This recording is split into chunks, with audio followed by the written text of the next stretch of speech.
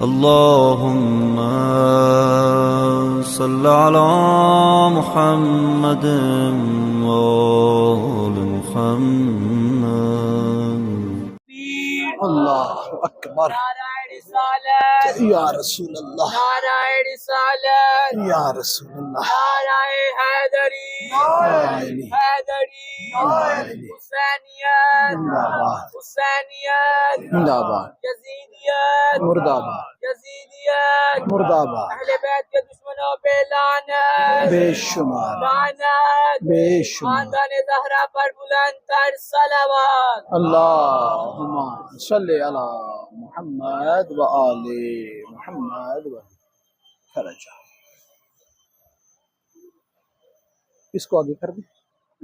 شنودی امام زمانہ بلند تر صلوات. اللہم صلی علی محمد و آل محمد. اعوذ باللہ من الشیطان الرجیم. بسم اللہ الرحمن الرحیم.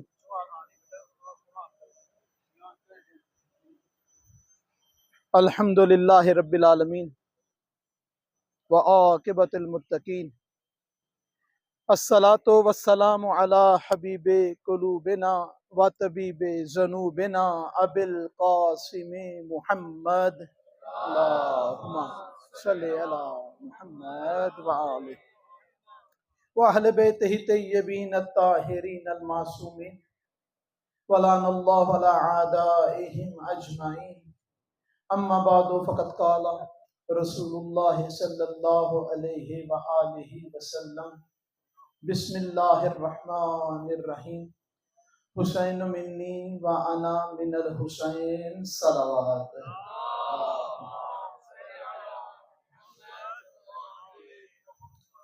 سب سے پہلے دعا ہے پروردگار سے کہ اس فرش پہ آنا، اس فرش عزا پہ آپ کا بیٹھنا، ذکر محمد اور آل محمد علیہ السلام کا سننا، جناب سیدہ سلام اللہ علیہ کو قرصہ پیش کرنا، پروردگار اپنی بارگاہ میں عبادت شمار فرمائے. جو مرادیں لے کر اس فرش عزا پہ آتے ہیں، بیماروں کو پروردگار شفا عطا فرمائے، پریشان حالوں کی پریشانیاں دور فرمائے، بے اولادوں کو صاحب اولاد پروردگار کا، اور جتنے حاضرین تشریف فرما ہیں ان سب کے مرحومین کی بلندی درجات کے لیے، قبرستان ہے جہاں پہ جتنے مومنین دفن ہیں ان سب کی بلندی درجات کے لیے، اپنی دعاؤں کی قبولیت کے لیے، ظہور امام زمانہ میں تعجیل کے لیے بواز بلند صلوات. اللہم صلی علی محمد وآلہ. اس قدر شکر کا مقام ہے کہ پروردگار نے ہمارے دلوں کو اس قابل سمجھا کہ اس کے اندر ولایت امیر المومنین رہ سکے. ہر بندہ اس ولایت کا قائل نہیں ہے، ہر بندہ. اور یہاں پر میں اپنے محترم مجمع سے، اپنے جوانوں سے، اپنے بزرگوں سے، بھائیوں سے،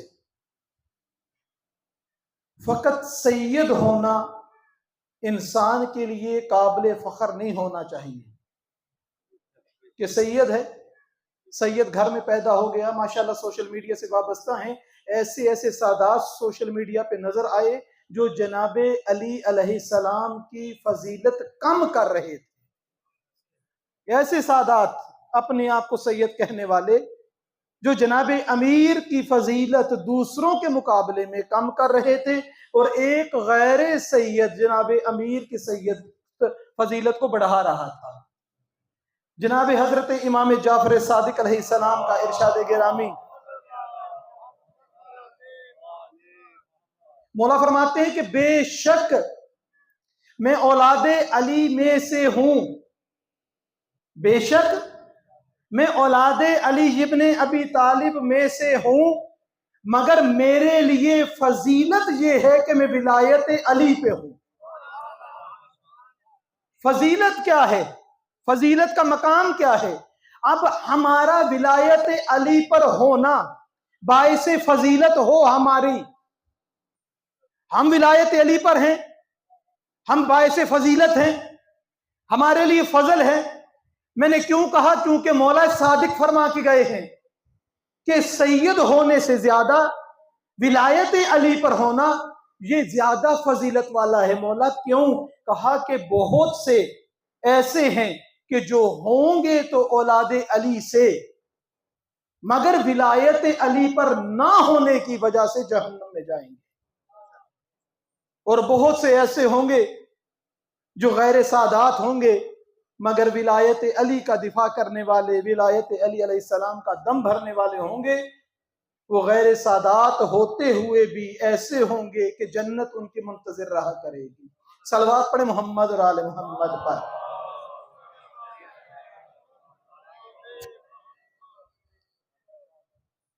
فخر کریں اپنے آپ پر۔ کل قبلہ ماشاءاللہ ان کا مقام ایسا ہے، بہترین گفتگو زائر حضرت امام حسین علیہ السلام کے متعلق فرما رہے تھے۔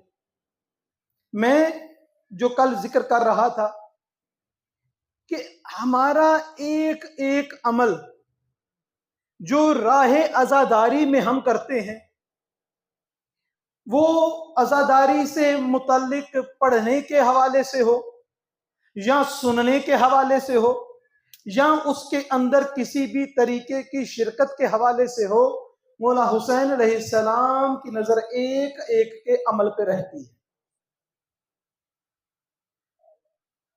ایک تاریخ میں واقعہ ملتا ہے کہ یہ جو سلسلہ 40 پہ مشی کا ہوتا ہے، 2 ایرانی تھے، سفر کر رہے تھے۔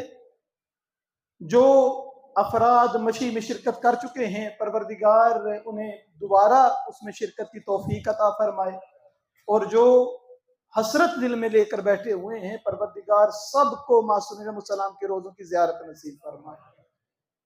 اب وہاں پر جو طریقہ کار ہے کہ لوگ ڈھونڈتے ہیں کہ ہم کس کی خدمت کریں۔ کسی نے کوئی موقف لگایا ہوتا ہے، کسی نے کوئی اہتمام کیا ہوتا ہے، کسی نے کوئی انتظام کیا ہے۔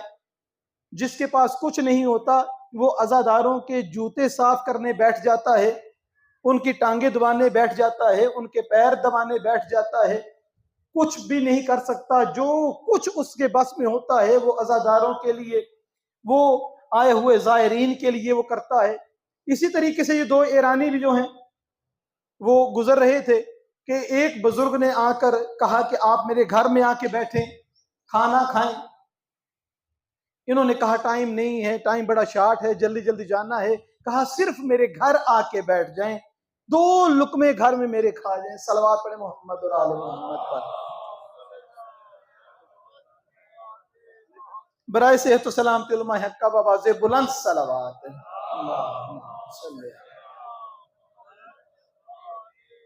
اب میں قبلہ کی موجودگی میں کچھ بیان کرنا جسارت ہے۔ میں جلدی جلدی سے اس بات کو اپنے ختم کرتا ہوں کہ وہ لے گیا اپنے گھر۔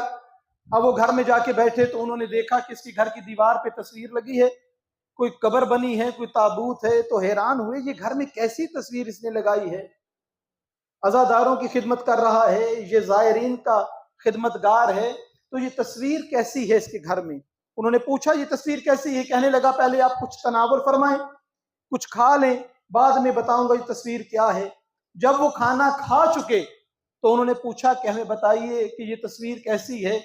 تو وہ بزرگ اپنی داستان سناتے ہوئے کہتے ہیں کہ میں ایسا شخص تھا کہ کوئی کائنات کا گناہ نہیں تھا جو میں نے نہ کیا ہو۔